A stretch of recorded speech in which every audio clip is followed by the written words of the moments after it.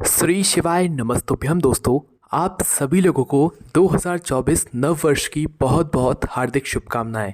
ये नया साल आपके जीवन में आपके घर परिवार के लिए बहुत ही अच्छा हो और इस नव वर्ष में इस नए साल में आपकी सारी मनोकामनाएं पूर्ण हो, हम यही आशा करते हैं। दोस्तों, आप सभी लोग जानते हैं 2024 साल का जो पहला दिन है वो सोमवार का दिन है। ये बात अब सभी लोगों को पता चल चुकी है। और दोस्तों, बहुत सारे लोग कहीं ना कहीं ये भी समझ रहे होंगे, क्या ये वाला जो सोमवार है, साल का जो पहला सोमवार है या पहला दिन है, क्या ये दिन सोमवार की अष्टमी का है?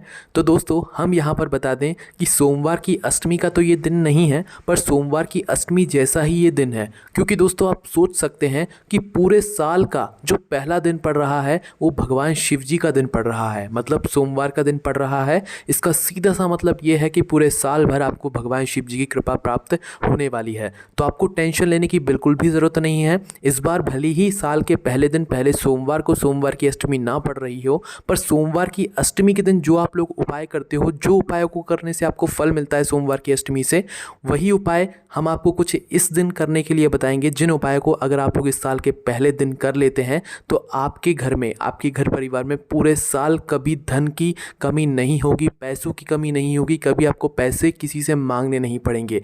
आज की इस वीडियो में हम आपको साल के पहले दिन, जिस दिन आप लोग ऐसे उपाय कर सकते हो जिन उपायों को करने से पूरे साल भर आपके घर में कभी पैसों की कमी नहीं होगी, तो वो उपाय हम आपको आज बताने वाले हैं। और दोस्तों, टेंशन मत लीजिए, सोमवार की अष्टमी का ही आपको इन उपायों को करने से फल यहाँ पर मिलने वाला है। तो वो कौन से उपाय हैं, कैसे करना है, चलिए जानते हैं इन उपायों के बारे में।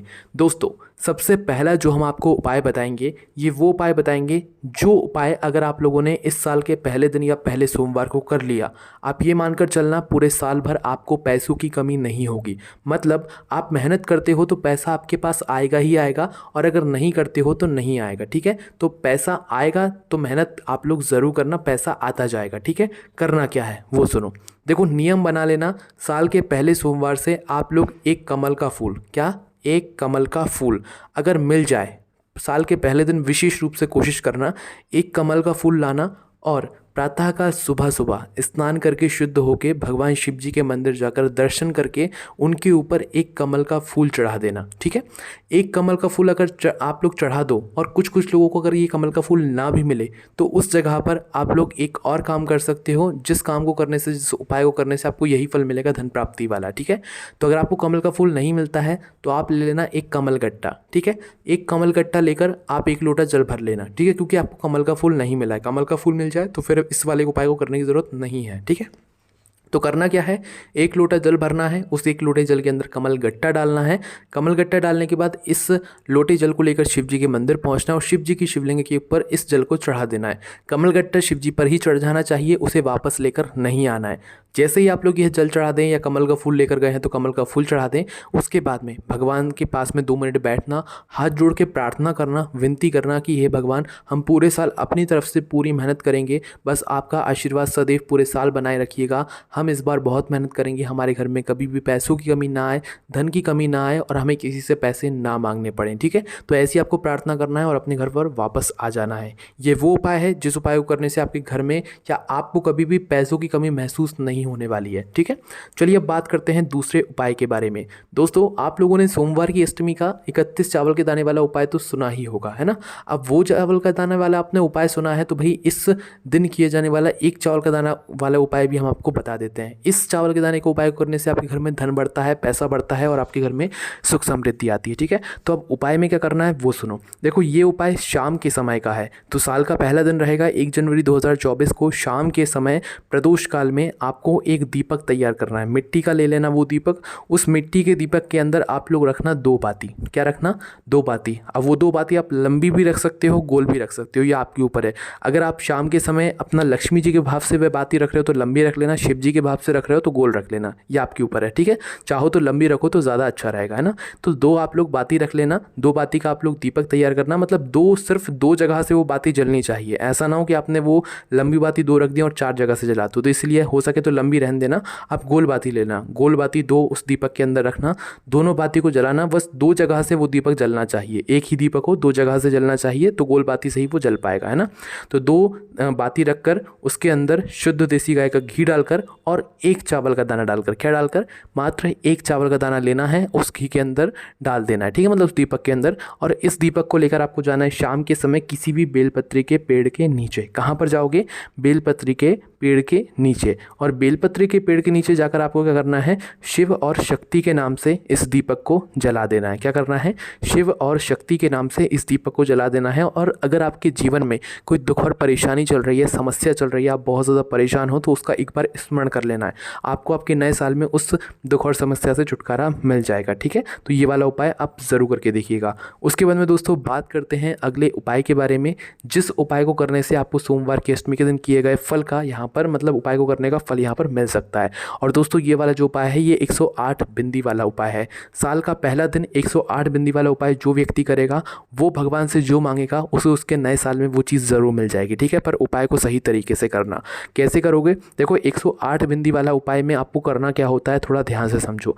इस 108 वाले बिंदी वाले उपाय में मात्र बिंदियाँ आपको लगानी पड़ती है। कहाँ पर लगानी पड़ती है? बेलपत्री के ऊपर लगानी पड़ती है। तो इसके लिए आप सबसे पहले एक बेलपत्री की आवश्यकता होती है।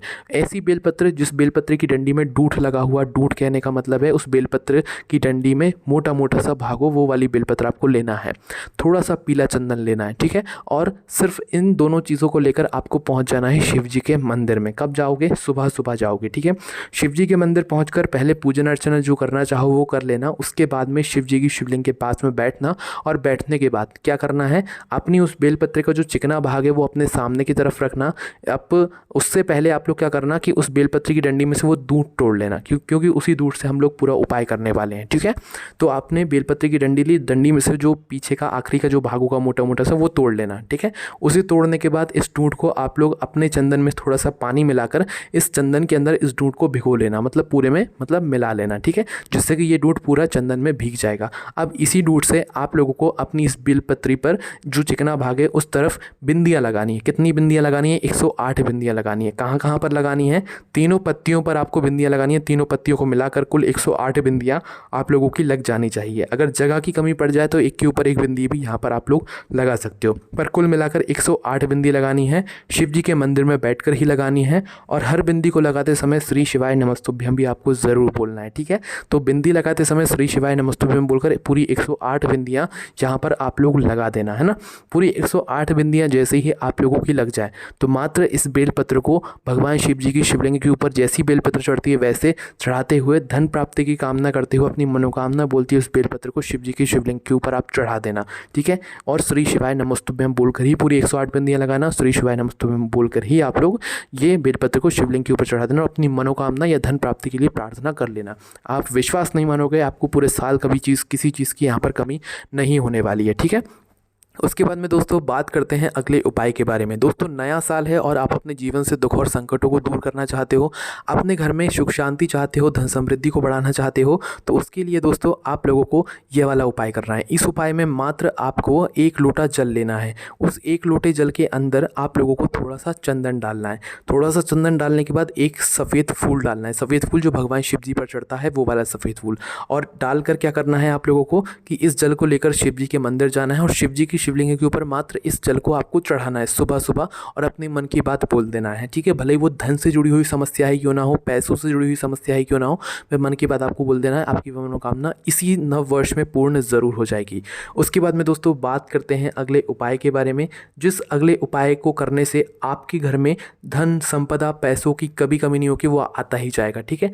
अब दोस्तों ये वाला जो उपाय है ये बहुत ही आसान है, ध्यान से सुनना। देखो शिवलिंग पर 2 ऐसे स्थान हैं जहाँ पर अगर आप लोग दूध चढ़ाते हो तो आपके घर में इससे पैसा बढ़ता है, धन बढ़ता है, धन वृद्धि होती है। अब वो कौन सी जगह है? तो देखो जब भी आपको धन प्राप्ति से जुड़ा हुआ उपाय करना हो, मतलब साल के पहले दिन अगर सोमवार के दिन आप ये उपाय कर रहे हो तो अपने घर से थोड़ा सा दूध लेकर जाना, ठीक है। दूध लेकर जाना, जल भी आप लोग लेकर जा सकते हो, पर उपाय में सिर्फ दूध की आवश्यकता होगी। करना क्या है? आप शिव जी के मंदिर पहुंचना, शिव जी के ऊपर जल चढ़ाना, पूजन अर्चना कर लेना। उसके बाद में शिव जी की शिवलिंग के पास में बैठना, अपना वह दूध लेकर जो आप उपाय के लिए लेकर आए हुए हो, ठीक है। अब इस दूध को क्या करना है? अगर आप लोग अपने घर में धन प्राप्ति के लिए चढ़ा रहे हो, पैसों की समस्या को दूर करने के लिए इस दूध का उपाय कर रहे हो, तो सबसे पहले ये दूध आप जलाधारी पर चढ़ाना। जलाधारी कहाँ पर होती है? जो शिवलिंग जिसके ऊपर रखा हुआ होता है, या जहाँ पर मतलब जो जलाधारी होता है जहाँ से जल बहता हुआ जाता है नीचे गिरता है, तो उस जलाधारी पर पहले आप लोग थोड़ा सा दूध चढ़ाना। फिर जो भी थोड़ा सा दूध चढ़ाने के बाद जो बाकी बचा हुआ दूध होगा वो शिवलिंग के ऊपर चढ़ाना। ठीक है, शुरुआत आपको जलाधारी पे ही थोड़ा सा दूध चढ़ाकर करनी है, उसके बाद बाकी का दूध शिव जी की शिवलिंग के ऊपर आपको चढ़ा देना है। इससे आपके घर में धन प्राप्ति होती है, आपके घर में जो भी पैसों की समस्या होती है वो दूर होती है। उसके बाद में दोस्तों बात करते हैं अगले उपाय के बारे में, जो कि है एक बेल के फल वाला उपाय। दोस्तों ये वाला जो उपाय है ना, इस उपाय को आप इस सोमवार को अगर कर लेते हैं तो आपके घर में जो भी धन अगर नहीं भी आ रहा होगा ना तो आने लग जाएगा। करना क्या है इस उपाय में? आपने बेल का फल देखा होगा, उस बेल के फल को लेकर आना है आप लोगों को। बेल के फल के अंदर का जो गुर्दा है सिर्फ वो निकाल लेना है। बेल के फल का ऊपर का जो कवर है उससे हमें काम नहीं है। बेल के फल का अंदर का गुर्दा निकालना, उस गुर्दे को जला लेना, अच्छे से सुखाकर जला लेना, और जलाने के बाद उसकी भस्म तैयार कर लेना। ठीक है, उस भस्म को तैयार करके आप उसको पीस लेना। पीसने के बाद उस भस्म को छान लेना। ठीक है, छानने के बाद इस भस्म को लेकर आपको कहाँ पर जाना है? सबसे पहले इस साल के पहले सोमवार के दिन थोड़ी सी भस्म लेना और सबसे पहले बेलपत्री के पेड़ के नीचे जाना। साथ में 1 लोटा जल भी लेकर जाना। ठीक है, बेलपत्री के पेड़ के नीचे पहुंचकर बेलपत्री की जड़ में या बेलपत्री के ऊपर सबसे पहले आप लोग यह थोड़ी सी भस्म कुंदकेश्वर महादेव के नाम से चढ़ा देना। थोड़ी सी भस्म कुंदकेश्वर महादेव के नाम से चढ़ाने के बाद यही भस्म कुछ सेकंड्स बाद वापस से उस बेलपत्री के पेड़ के नीचे से उठाना जो आपने अभी चढ़ाई है। थोड़ी सी भले ही 1 चुटकी ही क्यों ना उठाओ, वापस से वही भस्म उठानी है कुंदकेश्वर महादेव का नाम लेते हुए, और सीधा शिव जी के मंदिर में आ जाना है। शिव जी के मंदिर में आने के बाद इस जो भस्म अभी आप बेलपत्री के पेड़ के नीचे से उठा कर लाए हो, उस भस्म को शिव जी की शिवलिंग के ऊपर चढ़ा देना है ना। तो शिव जी के मंदिर में आपको पार्वती जी का नाम लेते हुए इस भस्म को शिव जी की शिवलिंग के ऊपर चढ़ा देनी है। तो भस्म चढ़ाने के बाद आपको 1 लोटा जल जो आप घर से लेकर गए हो, उस 1 लोटे जल को भी आपको शिव जी की शिवलिंग के ऊपर चढ़ा देना है और भगवान से प्रार्थना कर लेना है अपने घर में धन संपदा को बढ़ाने के लिए, पैसों को बढ़ाने के लिए। ठीक है दोस्तों, हमने आपको ये वो उपाय बताए हैं जो उपाय अगर आप लोग सोमवार की अष्टमी के दिन भी ये उपाय करते ना तो आपको वही फल मिलता है जो कि आपको सोमवार की अष्टमी के दिन करने से मिलता है। तो इस दिन भी आप लोग ये वाला उपाय कीजिए। साल के पहले दिन, पहले सोमवार को आप लोग ये उपाय करके देखिए, पूरा साल आपके घर में कभी भी धन की, पैसों की कमी नहीं होने वाली है और आपको सोमवार की अष्टमी के दिन किए गए उपायों का भी यहाँ पर इस दिन फल मिलने वाला है। ठीक है, तो दोस्तों ये सारे उपाय हमने आपको धन प्राप्ति से जुड़े हुए बताए हैं, ताकि बहुत सारे लोग हमेशा कहते हैं कि भाई हमारे घर में पैसों की कमी होती है, पैसा नहीं रहता है, या पूरे साल हमारे घर में पैसों की किल्लत बनी रहती है। तो अब आप इन उपायों में से अपने हिसाब से करना, सभी उपायों को करने की ज़रूरत नहीं है। हमने आपको अपने हिसाब से उपाय बता दिए हैं। आपको जो उपाय अच्छा लग रहा है, सरल लग रहा है, आप उस उपाय को कीजिएगा, पर मन में विश्वास रख के कीजिएगा। पूरे साल आपके घर में कभी पैसों की कमी नहीं आ सकती है। बाकी इन उपाय करने में कोई भी दिक्कत, समस्या, परेशानी आती है तो आप हमसे कमेंट करके पूछ सकते हैं, और हमारी वेबसाइट भोलेनाथभक्ति.com पर भी आपको ये सारे उपाय और जानकारियाँ पढ़ने के लिए मिल जाएंगी। कोई भी समस्या आती है आप हमसे कमेंट करके पूछ सकते हैं। ओम नमः शिवाय, जय भोले बाबा, श्री